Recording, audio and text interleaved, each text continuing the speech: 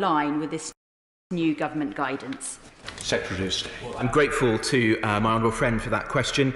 I'm sure in Stafford, as across the country, there will be thousands of people who are in a state of limbo, not being able to move home. And this announcement today will make a big difference to their lives, as well as to the local economy in Staffordshire. With respect to the guidelines, they're clear, as I've already said, that you need to respect social distancing guidelines when you're in other people's properties. We're encouraging virtual viewings, which can be the more sophisticated ones, but they come at a cost, or it could be as simple as the agent or the homeowner producing a video on their smartphone and making that available to anybody who's interested in the property before they come and visit. And with respect to show homes, we're strongly encouraging people to do so by appointment only to avoid speculation. We go to the Chair of the Select Committee over in Sheffield, Clive Betts. Thank you, Mr. Speaker. Could I welcome much of what the government has proposed, the help particularly for private tenants, but we should recognise that the rent arrears of many tenants will grow over time, causing problems not merely for them, but for small private landlords as well. So would the Secretary of State consider the Spanish government's scheme of giving low interest loans to tenants to help both them pay the rent and the landlords to receive them? And in terms of the new housing market, if demand falls for new homes, will you consider increasing grants to housing associations and councils so that they can actually help the construction homes for rent? Secretary of State. Thank you, Mr. Speaker. Well, with respect to supporting the industry, I think it's too soon today to judge with confidence the state of the housing market because there have been so few transactions in recent weeks. But we stand ready to work with the industry and to help to guide them through undoubtedly an extremely challenging period. We've announced some measures today, for example, enabling councils to defer CIL and Section 106 payments, which does not mean that there's an impact in the longer term upon social infrastructure or affordable homes, but it does mean that SME living space in the weeks and months ahead, which is absolutely critical and is a lesson learnt from the last downturn in the market. With respect to the question around renters, well, we're thinking very carefully about what more we can do to protect them. Of course, there are other government schemes like the furlough scheme, which is now paying a proportion of millions of working people's wages and helping to support them through this difficult period. The moratorium on evictions prevents possession proceedings proceeding at court at the present time, but we'll need to think carefully about what to do when that comes to an end in June. We go over to Peter Gibson. Peter Gibson. Thank you, Mr. Speaker. My right honourable friend knows that the construction industry is core to our economy. Steps the government are taking to ensure this important sector has the flexibility it needs to operate safely and restart. Secretary of State. Thank you, Mr. Speaker. Well, across the country, millions of people are employed in the construction industry. It's absolutely essential we get them back to work, but we have to do so safely.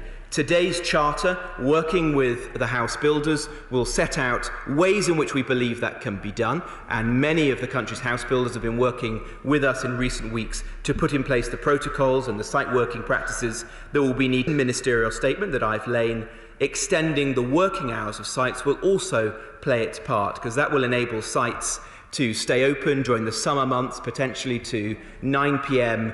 at night in residential areas, and longer than that in areas where there are no neighbouring properties, to help the industry to catch up if they want to, but above all to help them to put in place the social distancing rules that they'll need to operate sites safely and to reduce pressure on public transport. And I hope all of us across the country and our count and make sure it's implemented smoothly. Go over to Catherine West. Catherine West. Mr. Speaker, could I press the Secretary of State on the cliff edge facing many in the privately rented sector? What action will the government take to avoid mass homelessness as the moratorium on evictions lifts and we emerge from the COVID-19 crisis? Secretary of State. Thank you, Mr. Speaker. Well, as I've already said, we've legislated to have a moratorium on evictions, which comes up for review in June. At that point, the Secretary of State has the power to extend it. If necessary, we'll take that judgment at the time on the basis of the market, the evidence we see is in respect of how many individuals might be coming before courts with eviction proceedings, and consider what further. Go over to Robert Coates in Oxfordshire. Robert Coates. Thank you, Mr. Speaker, and I thank my right honourable friend for his statement. To provide the reassurance and the clarity that my constituents in West Oxfordshire would like, could he confirm that whilst people can move whenever they like and that removal firms are able to help, the government does still ask and require that is carried out safely? Well, it's extremely important that removal firms across the country, many of which are small and medium-sized businesses, get back to work, and so we have worked with them to produce guidelines which we believe will enable them to do so. Work that we do in the weeks and months ahead to learn from that, but they play an absolutely critical role in the industry. Go over to Alex Norris. Alex Norris. Thank you, Mr. Speaker. Secretary of State, at the beginning of this crisis, you said everybody in, and that you would fund councils to end homelessness.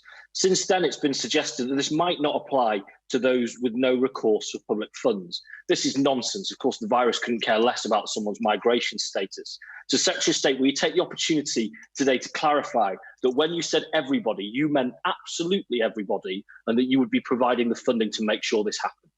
Secretary of State. Well, I'm extremely grateful for the work of local places like Nottingham, who did an amazing job at bringing at least 90% of those individuals who were sleeping rough at the onset of the crisis into safer accommodation. In some parts of the country, the numbers of rough sleepers have now fallen to as low as 1 or 2 or 3 individuals. We believe it could even be as much as a 98% success rate so far, but the challenge is by no means complete. There's more work to do.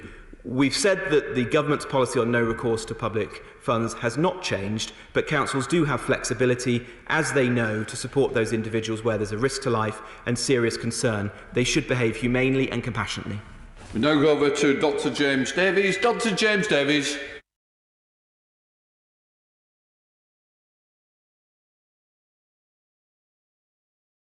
Thank you, Mr. Speaker. I welcome this statement, and I would ask my right honourable friend what advice the new guidance offers for those following Chief Medical Officer advice to shield in their home.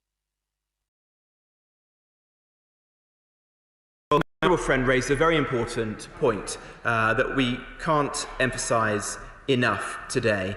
There will be individuals who are not advised to move home, except in the most unusual circumstances. Those people who we've asked to shield, those people who have extremely high levels of vulnerability to the virus, as identified by the Chief Medical Officer, should continue to do so, stay at home, have as little face-to-face contact as possible, and now would not be the right time for them to move house. If they absolutely have to, they should take medical advice before doing so.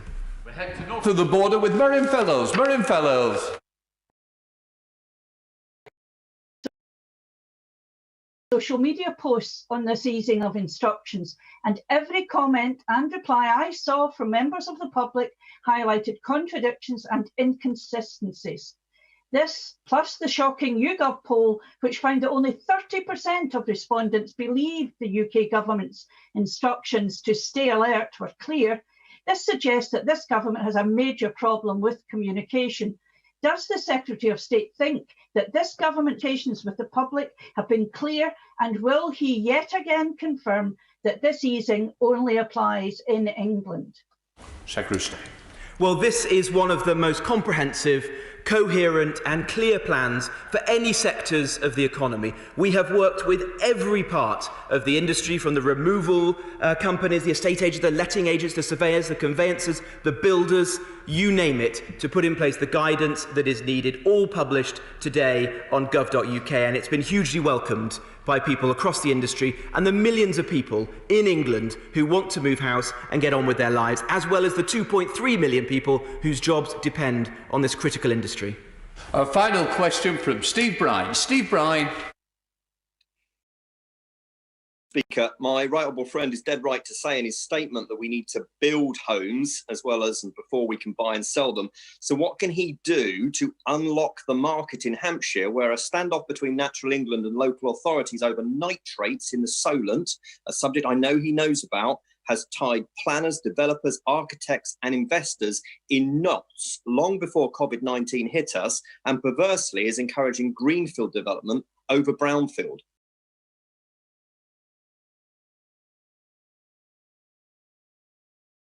I have discussed with us in campaigning to break this deadlock. It is extremely unfortunate that before the present coronavirus crisis, house building within the Solent was essentially paused because of this issue.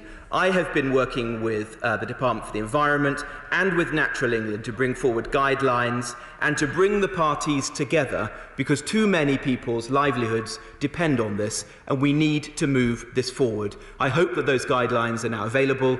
I will ensure that we continue to work with his local council and others to get the industry moving in the Solent. That's all for now, folks, so I will suspend the House for 15 minutes until 1:53.